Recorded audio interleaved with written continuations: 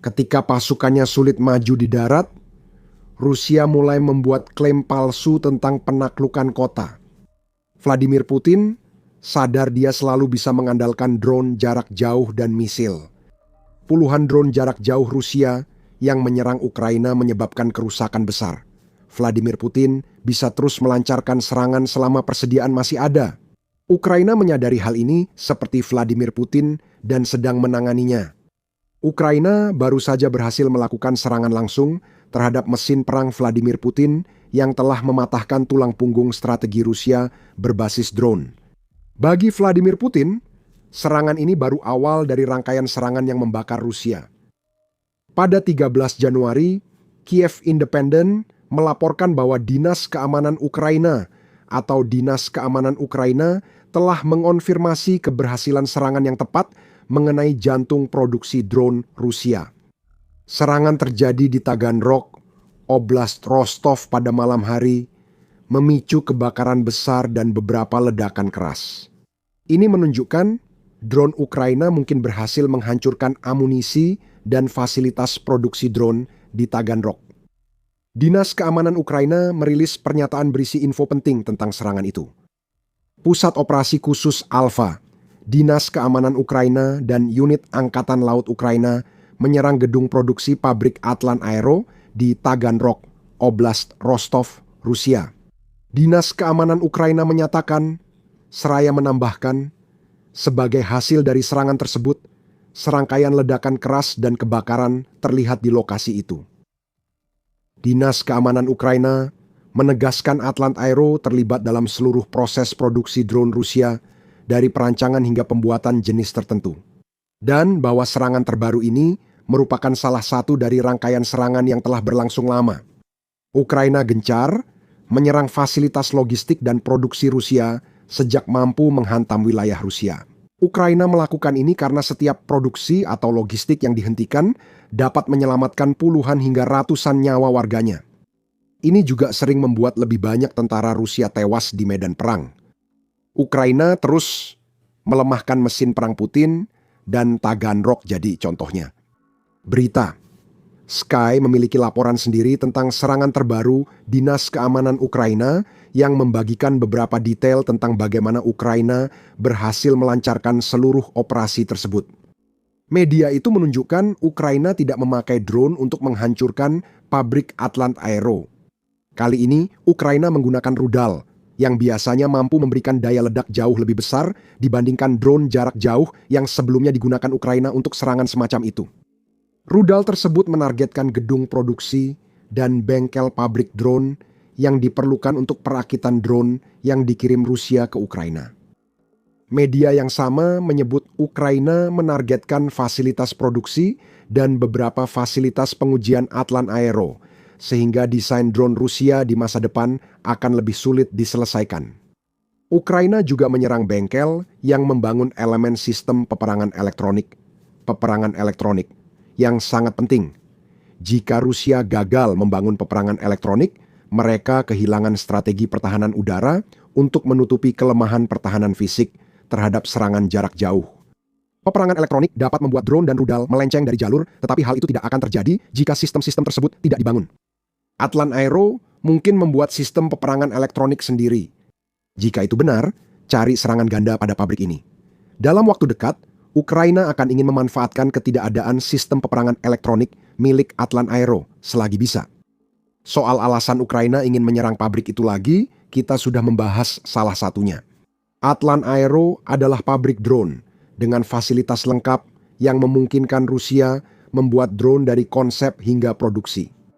Secara khusus, New Sky mengatakan bahwa pabrik tersebut memproduksi komponen yang digunakan dalam drone Orion milik Rusia, bersama dengan komponen yang dibutuhkan untuk beberapa drone first person view atau first person view Rusia, serta sistem peperangan elektronik yang telah disebutkan sebelumnya.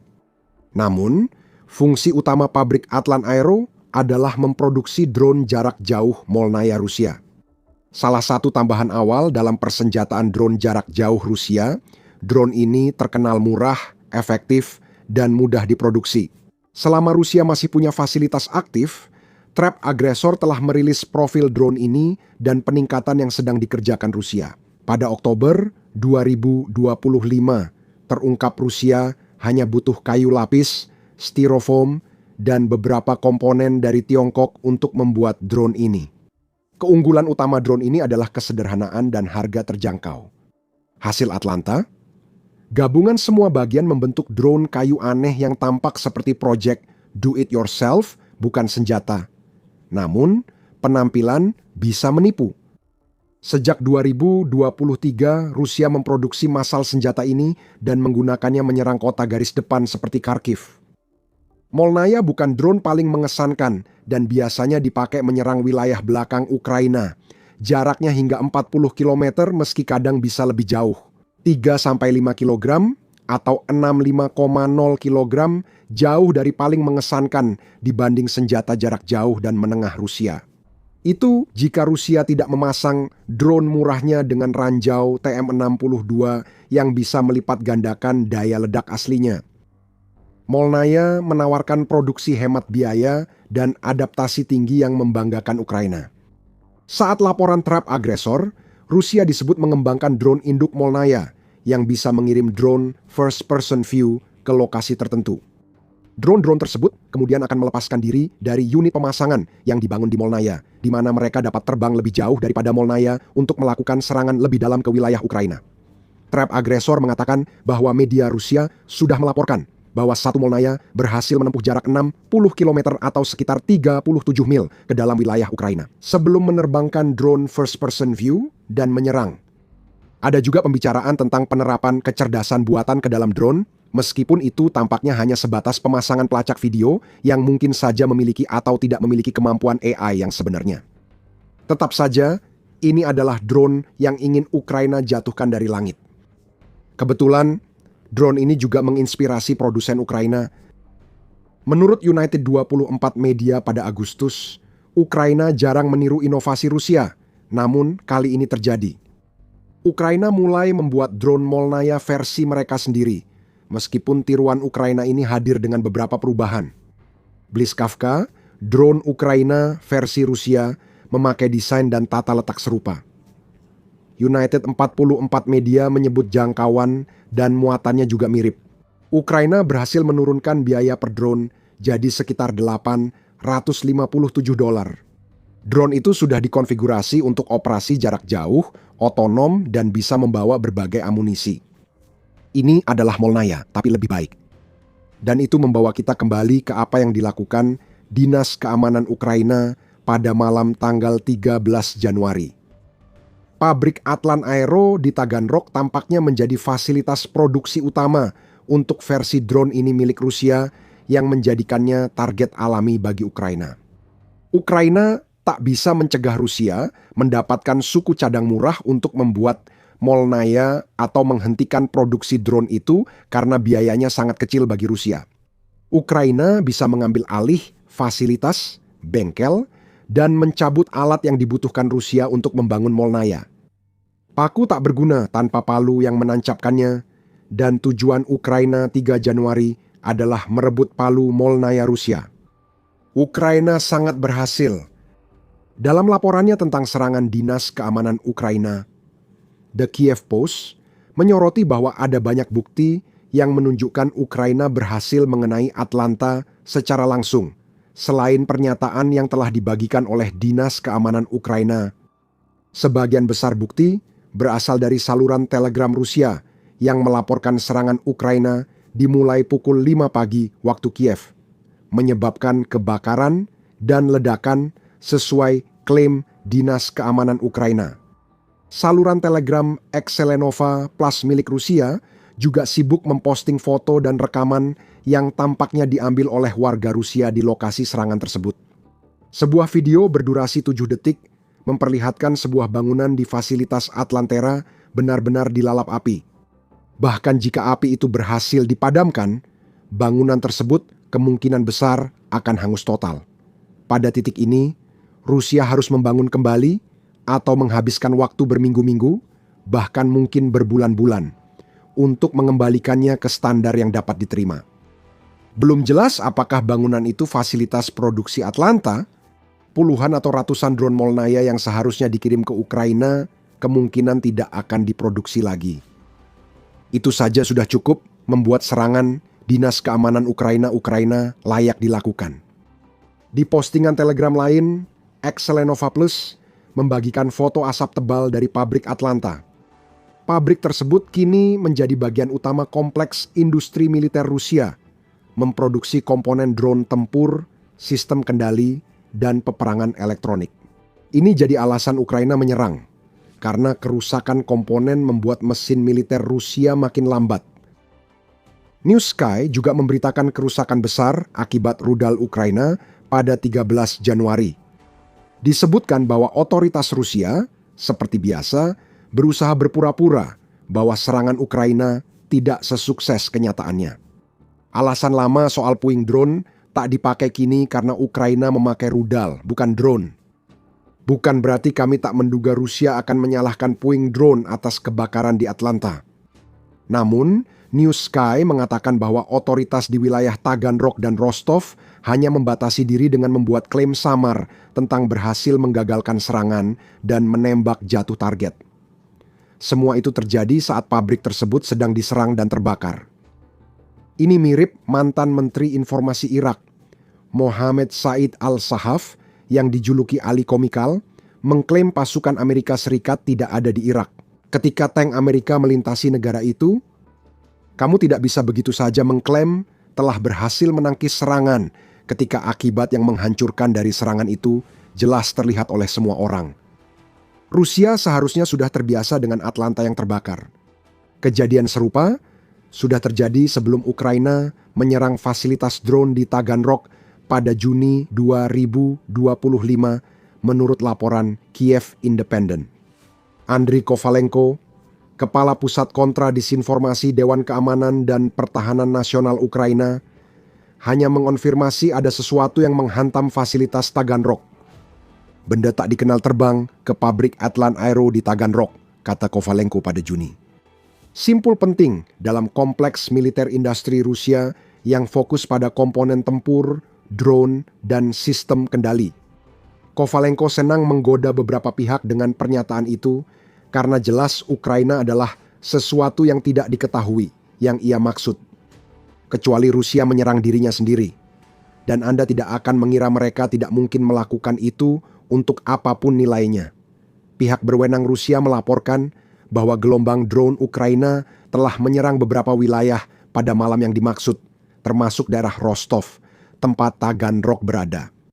Rusia mengaku menembak jatuh 40 drone. Gubernur Rostov, Yuri Slyazar, juga mengklaim tanpa dasar bahwa drone Ukraina merusak kompleks olahraga, sekolah menengah, dan bangunan tempat tinggal. Atlan Aero Rusia tidak disebutkan pada Juni 2025. Dinas Keamanan Ukraina memaksa Rusia lebih keras menyangkal puing-puing terbakar yang jadi pabrik itu. Januari lalu, Atlan Aero mengalami malam yang sangat buruk. Jika Anda tahu cara Ukraina melakukan serangan jarak jauh, Anda pasti sudah menebaknya. Fasilitas drone ini bukan satu-satunya target Ukraina. Pada 13 Januari, Kyiv Post mengonfirmasi hal ini, menyatakan bahwa Ukraina juga tampaknya berhasil mengenai pabrik pesawat Breyev Tanteka yang juga berlokasi di Taganrog. Pabrik ini merupakan fasilitas perbaikan dan pemeliharaan penting untuk pesawat Rusia.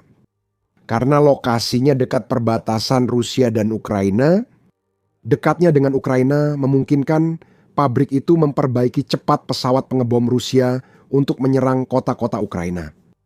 Dinas Keamanan Ukraina baru saja menunjukkan bahwa memiliki pabrik perbaikan dan pemeliharaan yang begitu dekat dengan Ukraina justru membuat pabrik itu lebih mudah untuk diserang. Ukraina juga pernah menyerang pabrik ini sebelumnya. Pada November, Ukraina menyerang pabrik itu dan dilaporkan menghancurkan 2 pesawat eksperimental Rusia A-60 dan A-100-100LL. Selain menjadi tempat pesawat eksperimental, pabrik Tantak juga bertanggung jawab untuk memperbaiki pembom strategis Tupolev 95 MS milik Rusia serta pesawat peringatan dini dan kontrol udara A-50 atau Airborne Early Warning. Dan C, ketidakmampuan untuk memperbaiki yang terakhir akan sangat merugikan bagi Rusia. A-50 membantu Rusia mengawasi udara dan mendeteksi target untuk dihancurkan jet tempur atau rudal. Per Maret 2024, Newsweek melaporkan Rusia mulai kehabisan pesawat ini setelah Ukraina menghancurkan 2. Sejak awal 2024, Rusia diperkirakan hanya punya 6 A-50 tersisa. Ketidakmampuan memperbaiki pesawat membuat Rusia tak bisa mendeteksi pesawat, rudal, dan drone Ukraina di masa depan. Kami sudah bilang, serangan ganda kemungkinan besar terjadi di Atlantera. Ukraina kemungkinan akan terus memantau kondisi A-50 Rusia yang tidak terawat untuk mencari target serangan berikutnya. Seakan semua ini belum cukup mengguncang Putin, staf umum Ukraina mengonfirmasi telah berhasil menyerang beberapa target Rusia, sebagian besar di wilayah Ukraina yang diduduki. Staf umum di Telegram menyatakan, Ukraina menghancurkan sistem anti-pesawat TOR, radar P-8, Blas-2 Prima, sistem pertahanan udara Tunguska, dan pasukan Rusia di Zaporizhia. Di Donetsk, Ukraina juga berhasil menghancurkan sebuah gudang amunisi, satu sistem TOR, dan satu lagi konsentrasi pasukan Rusia. Malam ini berat bagi Putin, dampaknya mungkin lebih luas dari yang ia duga. Mari kita fokus pada drone untuk sesaat. Memang benar bahwa drone Molnaya yang menjadi spesialisasi Atlan Aero hanya bisa diklasifikasikan sebagai drone jarak jauh. Orion, dengan komponen buatan pabrik itu, adalah drone jarak jauh. Odin melaporkan drone ini memiliki jangkauan 700 km dan mampu membawa hingga 4 rudal berpemandu atau bom. Drone ini bisa membawa muatan hingga 200 kg atau 440 pon. Ukraina baru saja menghancurkan fasilitas penting dalam kampanye drone jarak jauh Rusia, dan itu memang diperlukan. Rusia telah meningkatkan penggunaan drone jarak jauhnya selama tahun 2025 dan hingga 2026 sampai pada titik di mana drone-drone tersebut mungkin sekarang menjadi andalan terbaik Putin untuk menyebabkan kerusakan di Ukraina. The New Voice of Ukraine menunjukkan hal ini dalam laporan tanggal 13 Januari, di mana mereka mengatakan bahwa konflik bersenjata. Data lokasi dan peristiwa, pemantau Global Independent menyebut Rusia meluncurkan 26.327 drone ke Ukraina pada 2025 sekitar 10.000, lebih banyak dari 2024 atau hampir 2.194 drone tiap bulan. Angka ini sangat besar. Rusia memakai drone untuk meneror warga sipil Ukraina dan menghancurkan target militer. Laporan The Guardian 13 Januari menyebut Rusia menargetkan jaringan energi Ukraina selama musim dingin. Media itu menyebut suhu siang di Kiev bisa turun sampai minus 12 derajat Celcius saat musim dingin. Rusia memanfaatkan situasi dengan menyerang untuk melemahkan semangat tempur dan menargetkan yang rentan. Di Ukraina, Amerika Serikat kini lebih fokus pada strategi jangka panjang Rusia. Pada 13 Januari, Al Jazeera melaporkan Amerika Serikat menuduh Rusia terlibat eskalasi berbahaya dan tak dapat dijelaskan di perang Ukraina. Serangan rudal dan drone jadi pusat eskalasi ini. Wakil Duta Besar Amerika Serikat untuk Perserikatan Bangsa-Bangsa Tammy Bruce menyampaikan pernyataan ini setelah Rusia memakai rudal hipersonik Oreshnik menyerang Ukraina. Pada saat yang penuh potensi besar, yang hanya terjadi karena komitmen Presiden Trump yang tiada bandingannya terhadap perdamaian di seluruh dunia, kedua belah pihak seharusnya mencari cara untuk meredakan ketegangan. Bruce menyebut Presiden Trump mungkin khawatir Putin akan dengan mudah memakai rudal nuklir ke Ukraina. Ukraina juga khawatir, terutama karena banyaknya drone yang digunakan Rusia dan kerusakan yang ditimbulkan. Menghancurkan fasilitas yang membangun drone-drone tersebut, terutama yang cukup dekat dengan Ukraina, sehingga Rusia dapat dengan cepat membangun dan mengirimkan drone-drone itu ke tempat yang dibutuhkan, adalah sebuah kemenangan besar. Begitu juga dengan penggunaan rudal oleh Ukraina untuk melakukan tugas tersebut. Biasanya kami melaporkan Ukraina memakai drone jarak jauh untuk menyerang fasilitas minyak atau militer Rusia. Namun, kali ini situasinya berbeda. Dinas Keamanan Ukraina telah memakai rudal, namun jenisnya tidak diketahui. News Sky melaporkan staf umum Ukraina menyebut rudal itu buatan Ukraina. Fakta bahwa rudal itu digunakan menunjukkan Ukraina makin percaya diri dengan persediaan senjata jarak jauhnya. Ukraina mungkin memakai rudal Neptunus yang dimodernisasi untuk menjangkau Taganrog atau rudal balistik buatan dalam negeri yang menurut Presiden Volodymyr Zelensky baru pertama kali dikerahkan. Zona Perang melaporkan 10 Desember bahwa mungkin itu rudal berbeda. Banyaknya pilihan Ukraina kini menjadi hal yang menakutkan bagi Putin. Di pengantar video, kami menyebut serangan rudal ke Atlan Aero sebagai awal rangkaian serangan yang mengguncang Rusia pada 13 Januari. Namun, ini lebih besar dari itu. Penggunaan rudal buatan dalam negeri oleh Ukraina menandakan serangan ini baru awal babak baru perang yang tidak diharapkan Putin. Ukraina kini tak hanya membuat, tapi juga memakai rudal jarak jauh, dan salah satu fasilitas drone utama Rusia sudah merasakannya. Kemungkinan akan ada lebih banyak rudal, dan jika Inggris menepati janji, Ukraina bisa memperkuat persediaan rudal domestik dengan rudal balistik jarak pendek baru yang dapat menghancurkan target di perbatasan. Project Nightfall resmi dimulai dan rudal Inggris pertama untuk Ukraina kemungkinan diuji coba akhir 2026. Cari tahu lebih banyak tentang proyek Nightfall dan video kami. Dan jika Anda menikmati video ini, jangan lupa berlangganan The Military Show untuk mendapatkan pembaruan terbaru tentang serangan sukses Ukraina di wilayah Rusia. Dan seperti biasa, terima kasih telah menonton.